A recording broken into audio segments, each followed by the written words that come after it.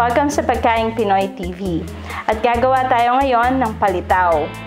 Ito yung mga ingredients natin para sa palitaw. 2 cups glutinous rice flour, 1 cup water, half cup white sugar, half cup fresh grated coconut, 1/4 cup roasted sesame seed, and 1 teaspoon pandan extract. So, simulan na natin yung gagawin natin na palitaw. So, sa isang bowl, nilagay na natin yung ating glutinous rice flour. And, lalagyan natin siya ng pandan flavor or itong ating pandan extract. 1 teaspoon lang yung ilalagay natin. Next step, lalagyan na natin ng water. So, pakonti-konti lang yung paglagay natin ng water habang hinahalo natin.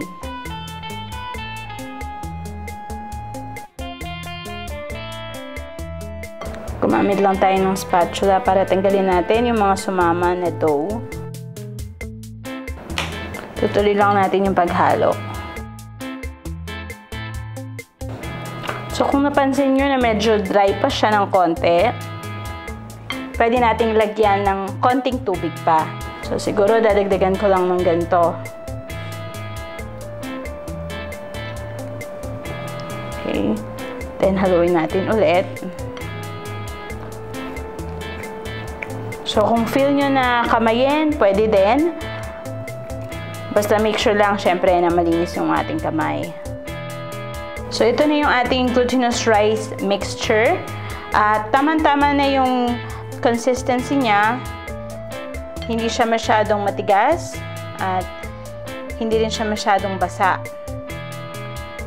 So, isi-set aside natin ito. Then, gagamit tayo ng induction cooker. So, ang susunod na gagawin natin, magpapakulo tayo ng tubig.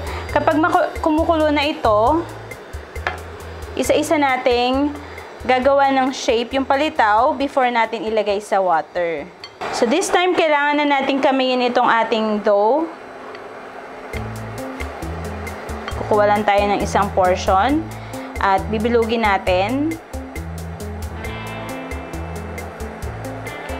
Kapag nabilog na natin, ipa-flat natin ito gamit yung ating palm or yung palad natin.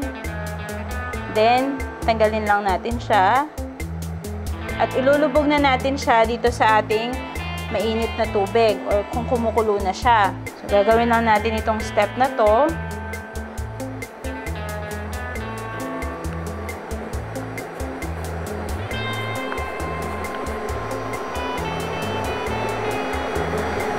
Okay. So, ayusin lang natin para hindi magdikit-dikit yung palitaw natin. Kapag lumutang na yung palitaw, ibig sabihin luto na siya. So, yun yung aantayin natin. So, habang inaantay natin na maluto yung ibang palitaw, gagawin natin yung isi-shape na natin yung iba. So, lalagay ko na lang siya sa plate at grease ko na lang yung plate para hindi siya dumikit doon.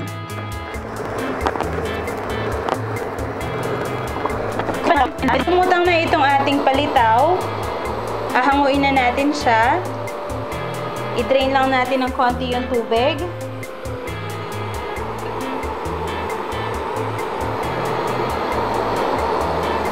Kaya tinawag to na palitaw kasi yung process ng pagluluto niya is lilitaw yung ating malagkit or yung dough.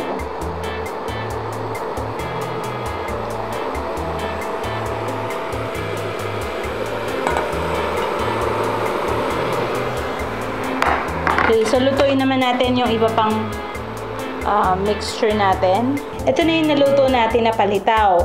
So, isi-set aside muna natin ito, then gagawin na natin yung toppings. Gumamit lang tayo ng isang bowl. Then, ilagay natin yung ating sugar.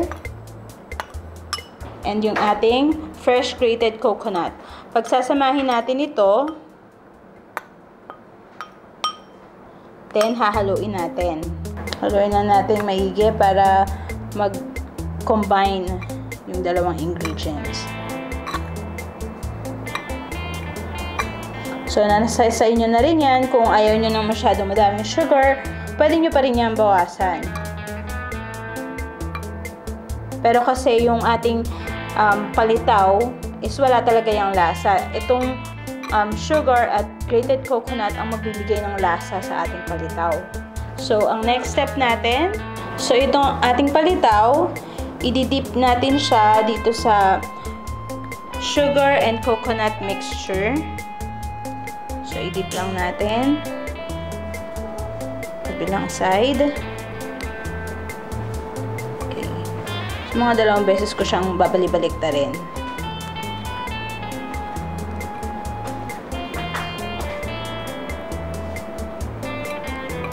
Okay. So, ilagay na natin siya sa isang serving plate. Gagawin natin itong procedure na to dito sa mga remaining na palitaw natin. Susunod naman natin na gagawin is lalagay natin itong ating roasted sesame seed sa ibabaw ng ating palitaw. So, budburan lang natin.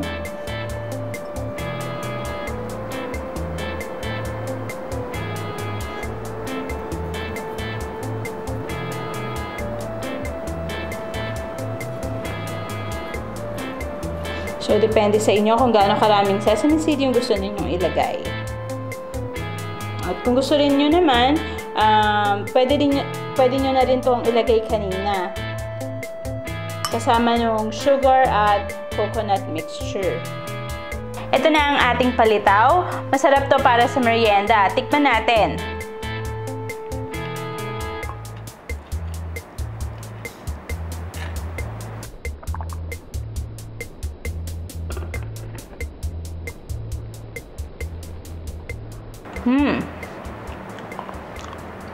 Masarap. Tama-tama lang yung sweetness niya at yung texture ng ating palitaw. Hindi siya matigas. Masarap to para sa merienda. Kahit yung mga kids ninyo, I'm sure magugustuhan itong recipe na to. At napakadali lang niya.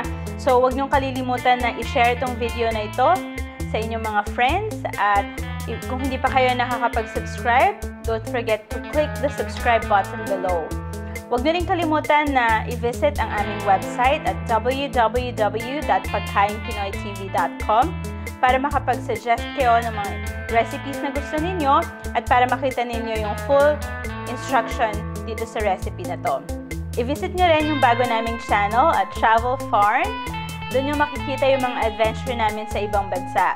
Thank you for watching and see you next time. Bye!